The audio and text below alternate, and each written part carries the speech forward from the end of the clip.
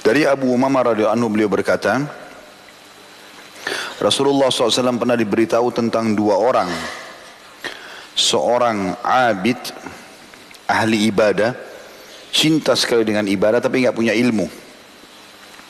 Dan seorang alim, seorang yang berilmu. Bagaimana perbedaannya? Apakah sama derajatnya? Maka Nabi SAW bersabda, Fadlul alimi ala al-abidi kafadli ala adnakum. Thumma qala Rasulullah sallallahu alaihi wasallam, Inna allaha wa malaikatahu wa ahlas samawati wal ardi hatta an-namlata fi juhriha wa hatta al-huta la yusalluna ala muallimin nasil khair. Keutamaan dan perbedaan antara orang yang berilmu atas ahli ibadah. Jadi teman-teman lihat, mungkin di masjid banyak orang masuk sholat, azan ke masjid, keinginannya untuk ibadah besar. Ramadan dia puasa, haji pergi, rame-rame pergi haji, tapi nggak ada ilmu. Mereka nggak tahu ilmu agama. Kalau ditanya masalah hukum dia tidak tahu, cuma suka dengan ibadah. Ini bagus, tapi bagaimana kedudukannya kalau dibandingkan dengan orang yang sudah punya ilmu, sehingga dia beribadah sesuai dengan panduan ilmunya. Kata Nabi SAW, keutamaan orang yang berilmu atas ahli ibadah. Tentu ahli ilmu ini juga beribadah, tapi perbedaannya, orang yang berilmu dengan tidak berilmu adalah seperti keutamaanku, kata Nabi.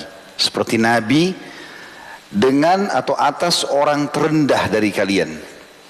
Jadi seorang yang alim itu dibandingkan ahli ibadah, maka seperti kedudukan Nabi SAW dengan orang yang paling bodoh di antara kita. Jauh sekali. Kemudian Rasulullah SAW bersabda, sesungguhnya Allah, para malaikatnya, penduduk langit dan bumi, semua makhluknya Allah, di langit dan di bumi, bintang-bintang, malam dan siang, air hujan, segala macam tumbuh-tumbuhan, hewan-hewan, hingga semut dalam lubangnya, bahkan ikan bersalawat kepada orang yang mengajarkan kebaikan kepada manusia. Maksudnya memohonkan ampun dan rahmat kepada Allah untuk seorang alim yang mengajarkan kebaikan pada orang-orang. Masa hadis seperti ini teman-teman tidak menyentuh hati antum untuk menjadi seorang alim? Seluruh makhluknya Allah memohon ampun dan rahmat buat kita. Dan ilmu itu nikmat. Nikmatnya luar biasa.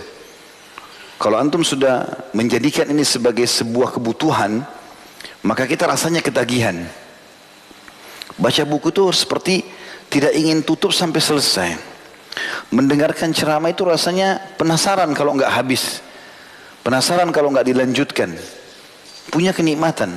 Tapi ingat, kenikmatan itu hanya didapatkan bagi orang yang ikhlas. Kapan dia riya, kapan dia hanya kejar dunia, tidak akan ada bekasnya ilmu itu. Kenikmatannya akan ada pada orang yang jauh dari kemaksiatan. Kapan dia buka pintu dosa, dia akan jauh dari ilmu. Hadis ini diriwayatkan oleh Tirmidzi dan beliau mengatakan hadis ini hasan sahih. Tirmidzi menyebutkan di nomor 2685. Hadis ini teman-teman luar biasa gitu. Bagaimana Nabi SAW memberikan perumpamaan seorang yang alim dari umatnya dibandingkan dengan ahli ibadah tapi nggak punya ilmu. Nggak pernah tinggalin sholat malam, nggak pernah tinggalin puasa, bolak-balik umroh dan haji, tapi nggak ada ilmunya. Nah, banyak kita lihat gitu kan, contoh misalnya jemaah haji kita, banyak sekali pergi haji. Tapi kalau kita tanya hukum nggak paham, dia tidak tahu. Pergi haji, makanya masih banyak pelanggaran-pelanggaran yang terjadi. Bahkan banyak di antara mereka tidak tahu rukun-rukun haji itu sendiri.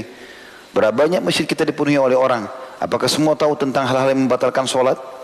Atau tata cara sholat yang benar? Safnya, gerakannya, bacaannya. Apakah semua bacaan Qur'annya bagus? Padahal dia harus baca dalam sholatnya. Kita temukan, kalau alim pasti bacanya bagus, pasti gerakannya benar, karena dia punya ilmunya. Seperti itulah.